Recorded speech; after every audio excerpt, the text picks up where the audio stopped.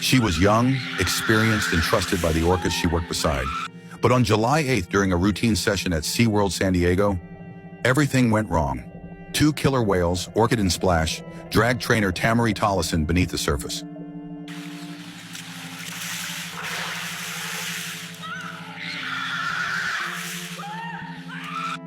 What happened in that pool was nearly fatal, and what followed raised even more disturbing questions.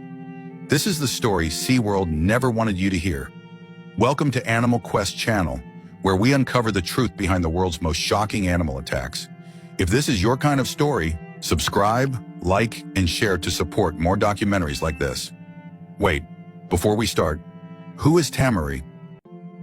Tamari Tollison was 28 years old and already a seasoned veteran at SeaWorld San Diego. As a senior orca trainer, she was trusted, respected, and deeply admired by her colleagues. She had spent years at Shamu Stadium, training, performing, and bonding with the very whales the public came from all over the world to see. To most visitors, the orcas were awe-inspiring creatures, massive, unpredictable, and distant. But to Tamari, they were so much more. She spoke to them like close companions.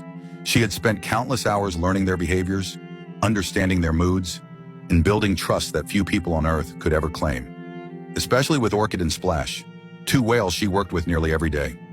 Orchid, born at SeaWorld in 1988, was one of the most experienced whales in the park.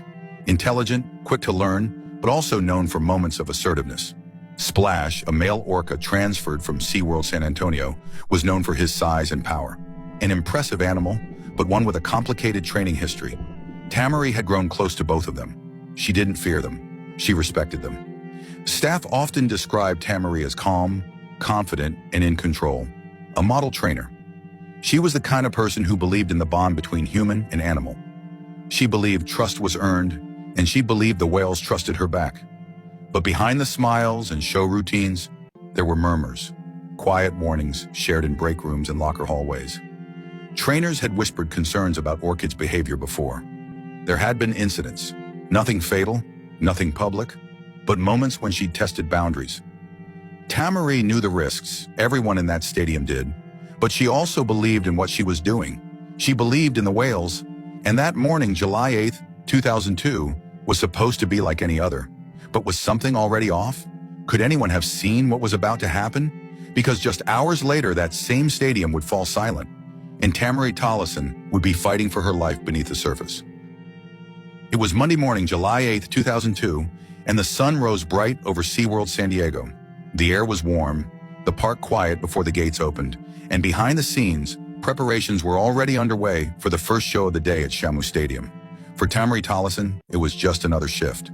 She arrived early, walked the same concrete path she always did, nodded to colleagues setting up for the mid-morning crowd. Everything felt routine, familiar. Inside the back pools of Shamu Stadium, Orchid and Splash swam in wide circles, cutting through the water with effortless grace.